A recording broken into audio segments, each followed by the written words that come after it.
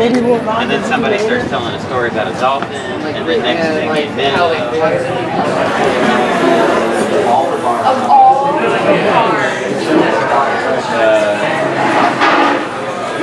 This man would be. Banana cheesecake.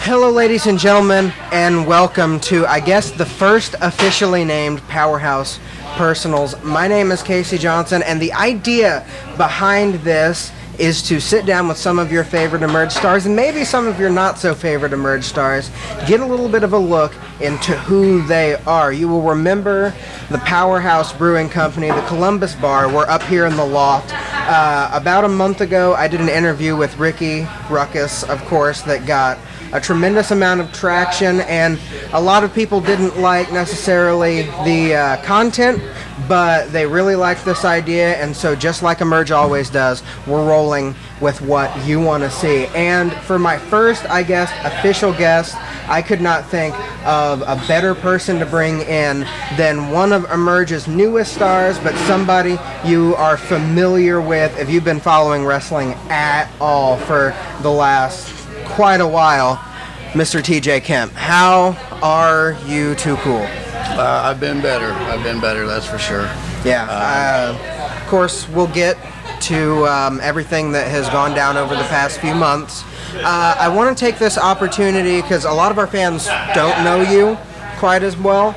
I want to take a quick jaunt through your career in the business and lead us all the way up to where we're at in Emerge. Of course, the situation with your son Sean and what's happening this Saturday at Parkside Elementary. The first question I always like to start off with, and the question that Ricky vehemently refused to answer last time, I always find it interesting. Where does TJ Kemp see wrestling for the first time? Where does that love affair start? Oh, at a very young age.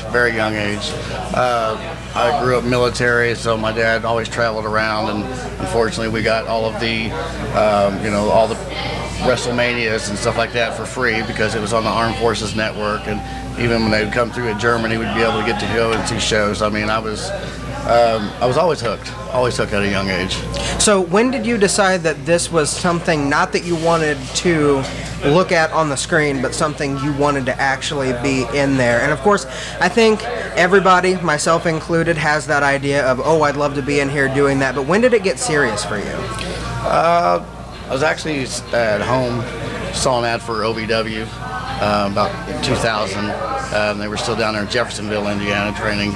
Nick Dinsmore was the trainer at the time, and just basically just took off. Didn't know where it was, and just started driving. And that was back before they had GPS and all that. But ended up finding it, and I started there 2001. All right, and since then it has been a long, tumultuous career, ups, downs, everything included in that. 17 years. Yeah, 17 years. Has it flown by? Yes. I find it interesting with your background being raised, an Army brat, as it were. Wrestling is notorious for being a very respect-based industry.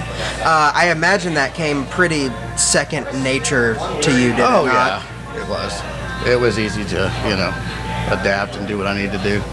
So, respect is a word that I bring up because respect goes a long way in the story that we get the opportunity to tell today. And I know somebody who you not only have a lot of respect for personally, but professionally, is Donnie Idol. Oh, for sure. When did you first meet young Donnie Idol? He was about this big. No, I'm teasing. He's still that big. Oh my goodness! It was at a show years and years. I don't even remember where the place was, but I think he teamed up with Sean Cook at the time. Still had the same little young face at the time. He just grew a little bit taller is all. But Donnie was one of those that he just got it. He was always competitive, and you know, he was one of those that helped me just kind of push. Okay, he took it this far, let me take it, so we would challenge each other and such. And it wasn't like we you know, talked on the phone. We would just see each other at shows and such like that. And it was always one that clicked. You know, obviously we've had our differences, you know, friends do and such. But the last time him and we got together and it got heated, he was the better man. I mean, he beat me fair and square. I shook his hand and I promised him if he ever needed me, I'd be there. And I happen to have been front row for many of those encounters between you two through the years, and I will say it was a stepping stone kind of thing where when you guys pushed each other, it was something magical that happened in the ring. It was something, both of you I think had a tendency to be near or at your best when you were in the ring with each other. And another thing that I had the opportunity to be ringside for was something that inspired me greatly as a child sitting in the audience, which was some of your son's first ever matches. Yeah. Ever. We're talking, what was he, like 12, 13-ish? He was probably 13 when he first actually got in the ring and such.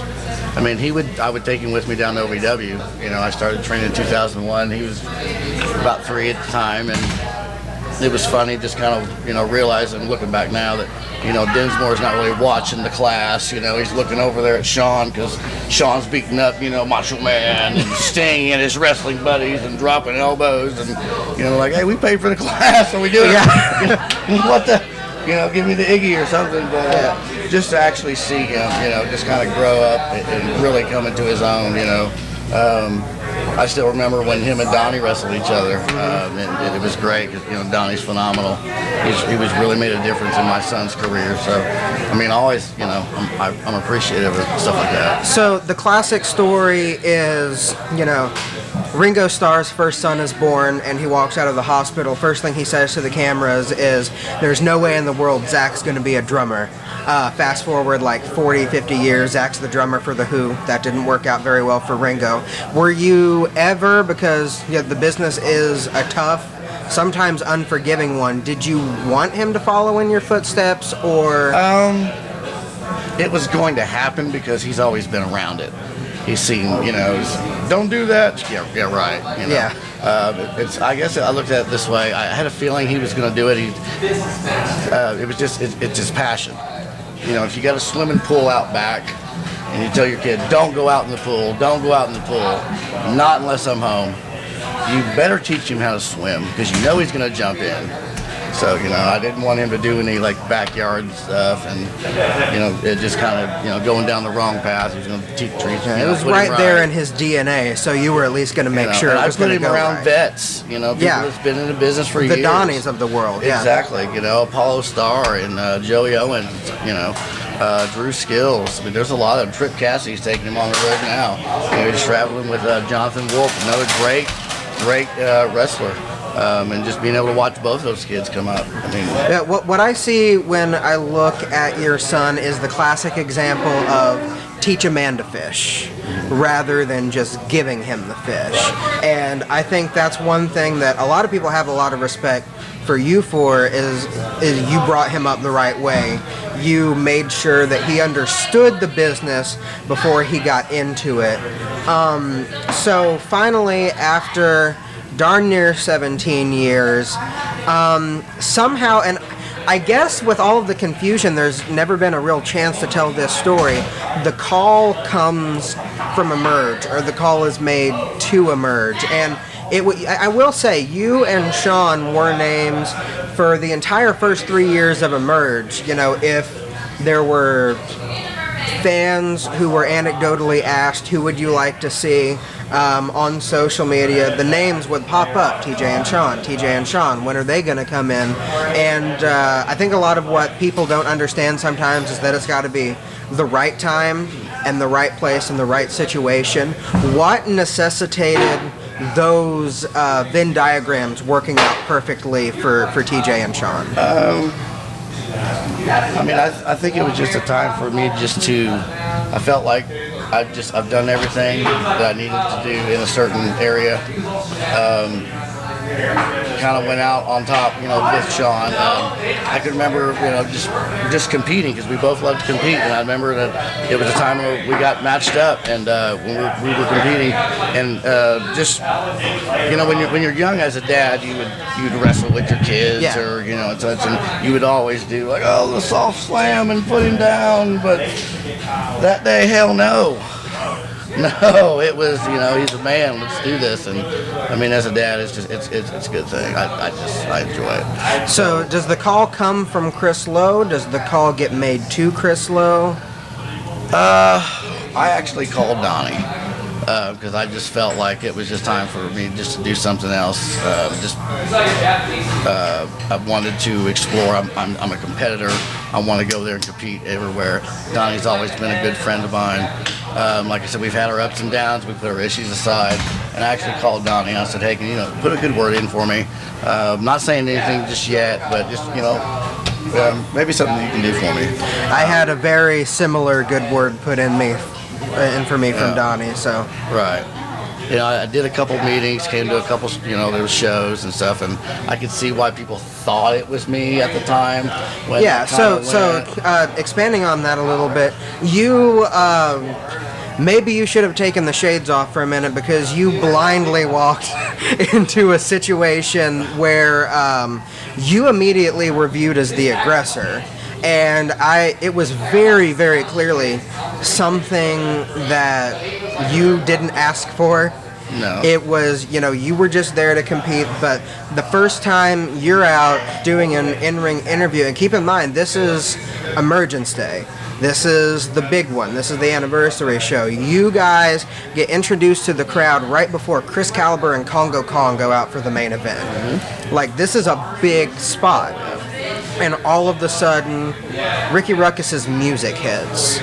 And I kind of want to know what's running through your mind as he's walking out there. I was actually, kind of happy to see Ricky. I never thought, Ricky was a bad guy at the time. I've seen him, hang out with Donnie and such, and Donnie was a friend of mine. Oh, he's cool. Remember, cool. I'll give anybody a chance. And then when he got in the ring, I remember, extending my hand out to him, and he just kind of just pushed it off to the side and came up with this story that I was here jumping Donnie, and it's not the case.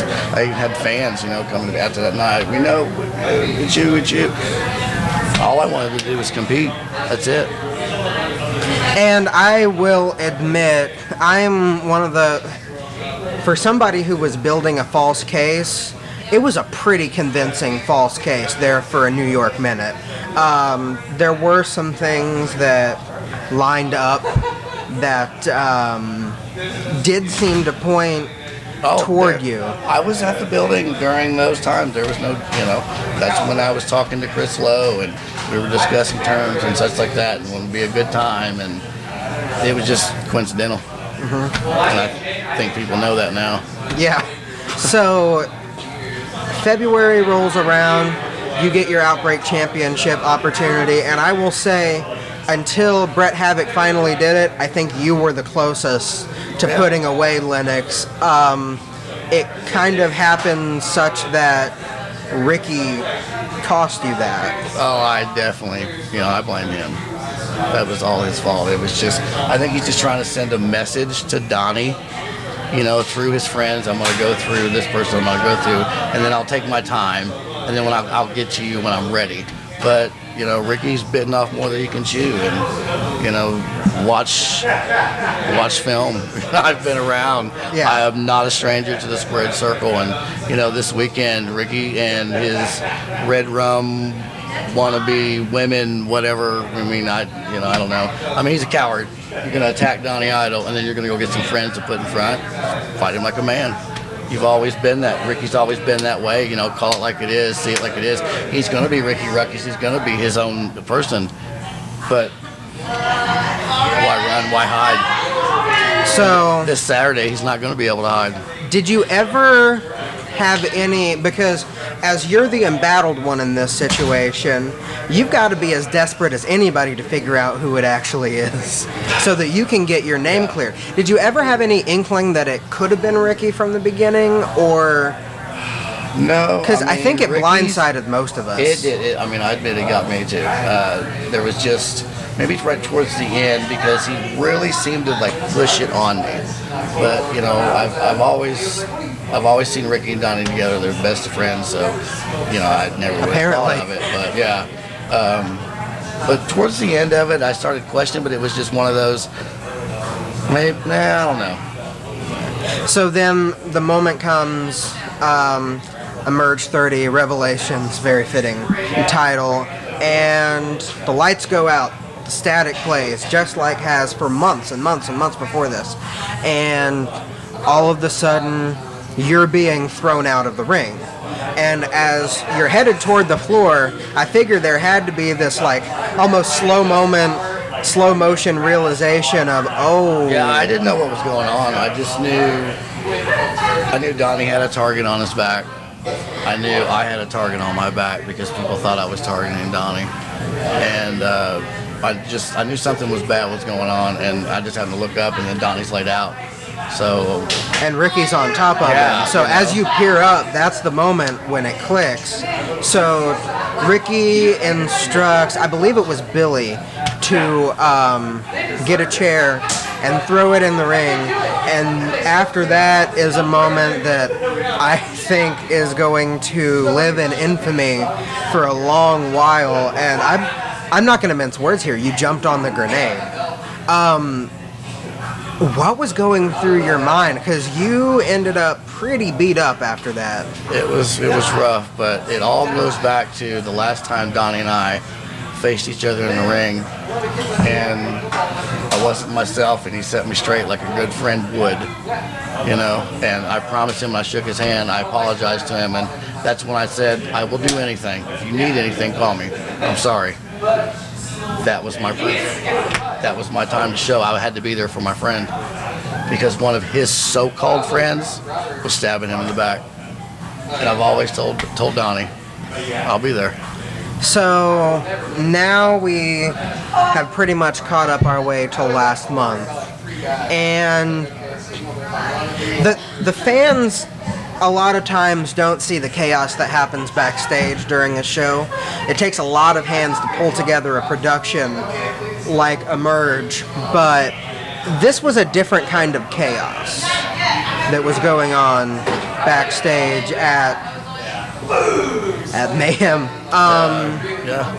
It, as we come up toward doors opening, no Cole, no Sean. We come up to bell time, no Cole, no Sean. Tag team championship match is about to happen, no Cole, no Sean. And we get this really confused message from Chris Lowe that they somehow ran off the road. And then a little bit later, you get a call, and they didn't run off the road, they were run. They were ran off the road. I got a strange text from Sean. First he said that they had stopped to get some gas, but there was just this car that was just following him. It just seemed weird. And first I just thought it was just Sean and Cole just goofing off. Cause maybe they're coming to the show too. Possibly, yeah, because everybody's going down. I mean, 65 is a common road and such like that. So, keep your distance or whatever. But then as the night kept going, and they should have been there, and I'm calling, and this goes right to voicemail. So I have no idea to what's going on, and until I get the news, and then finally Sean calls me, speak with him, and he says, "Dad, we were ran off the road." He didn't see who it was, but I think we have a pretty good idea. I'm not gonna especially after names. The events that unfolded during the match, Right. Of course, as you guys were drawing up toward what seemed to be the match's conclusion, or at least a breaking point during the match. Springboard crossbody, double shot over, all three men are down, and all of the sudden, from your vantage point, could you see what was going on the screen? Not really. I mean, Sean was supposed to be there, obviously, so I was, kind of pulling double duty, and custom made, obviously, just, they like to take the lower road. I mean, I was outnumbered. Basically just kind of getting my, tail handed to me, a couple of times and such. And then right towards the end, I did have the guy tap. I mean, I should have been the winner, but I knew something was up when the lights went out, and then you just hear the music, and I just look up, and then I just see him, and I do what I can. But even at that point, I went from 2-on-1 to 3-on-1. And custom made certainly wasn't helping you out at all. No, not at all. But of course, that's about exactly what you would expect from them. Right. So you were pretty obviously shaken before the match even started. Your son, heck, basically at this point, 2 of your sons, because you're at a place in your career now where you're serving as a really tight mentor to a lot of these younger guys. I've got a lot of kids. and Cole is one of those guys that definitely. He and Sean, they're right there with each other all the time, and I know what that relationship is like. And so why... I feel like I know the answer here, but the question bears asking, why do you even go through with the match at that point? Well, I actually that's when I got the call from Sean, and that's when he told me, Dad, I'm okay. Go ahead and compete. We're getting everything taken care of and such. So, I mean, it was really just knowing that he's all right. Because at first, I'm not knowing what's going on. I hear the announcement from Chris Lowe, I'm out of here, and just at that point, that's where I got the phone call, heard his voice. So it kind of just, okay, he's all right. But at that point, I'm just pissed. Right. So then days later, unbeknownst to all of us, heck, I was in the offices and I didn't know, Donnie gets his match. Unsanctioned, find 3 guys, and you get red rum. I imagine you get that phone call right as Donnie's walking out of the building. Yeah. I mean, when he called, the first thing I said, it wasn't hello, it was, what took you so long? You bet your ass I'll be there. And I imagine then, does he call Sean and Cole? Do you make that call? Are they with you? Or Sean was with me. Let him know, so it was easy for him to get a hold of Cole. All right. So now the stage is set for what we should hope will be, the final chapter to settle it this Saturday rather, at Parkside Elementary. At Emerge 33 Beat the Heat, it's going to be 4-on-4, completely unsanctioned. Everybody in the match has had to sign hold harmless agreements. Of course, after what you've already been through at the hands of Ricky Ruckus, I doubt you fear too much at this point. What is... I know that you have been, because again, you care about Donnie as a friend, you've been training with him a little bit to get ready. Is he ready? No, for sure. Definitely. Donnie still has that passion he's always had. That's never died. Donnie's a fireball. And Ricky screwed up. So, and I know you said you like a final chapter. I would love it if it was a final chapter, but I just don't see this thing coming to an end. This is just the beginning with him and Ricky. And it's the first time they're going to get their hands on each other. So, well, I've been in the ring with Donnie Idol. Donnie's good. Donnie's great. Ricky's in trouble. So what is, as we end out, as we start to draw to a close, what is your message as you enter this match? Shouldn't have pissed me off. Shouldn't have messed with my kid. Shouldn't have messed with my friend. I came here to compete, and that's what I'm going to do. Right now, I've just got to help a friend out. As I always, of course, this is, Powerhouse Personals here, and so I want to end off with one final question that is away from the drama, away from the situation, and I always want to end out my interviews like this. When you hang your boots up, when it's all over, how and In what way do you want to be remembered? In other words, what do you want your legacy to be here? I want people to know that no matter what I had to do, I mean, I gave 110%. You know, I hope that I was able to inspire some younger talent.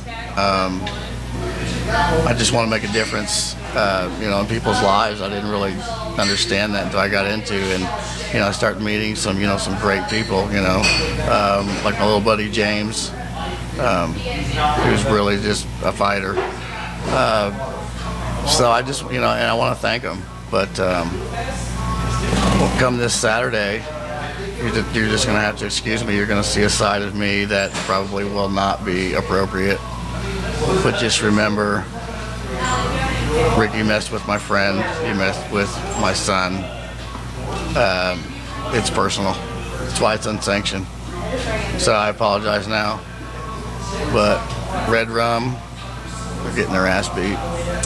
Well, apologies are not. It is time, well, it's almost time at least, for the action to kick off here in just a couple days. If you don't have your tickets already, I implore you, this is a show that you do not want to miss. Top to bottom, not a bad match on the card. Of course, I'd like to thank my guest, TJ Kemp. I would like to thank, of course, Powerhouse Brewing Company for giving us the world-famous loft here in which to do our show. For the rest of the Emerge production crew, my name is Casey Johnson, and you guys have a great rest of your day. You know the, because you're still filming, right? Yep. Toby, keep it going. New guys. I meant to ask you, you know Red Rum? Yeah. You know the difference between Red Rum and a refrigerator? What? Refrigerator don't when you out. See you Saturday.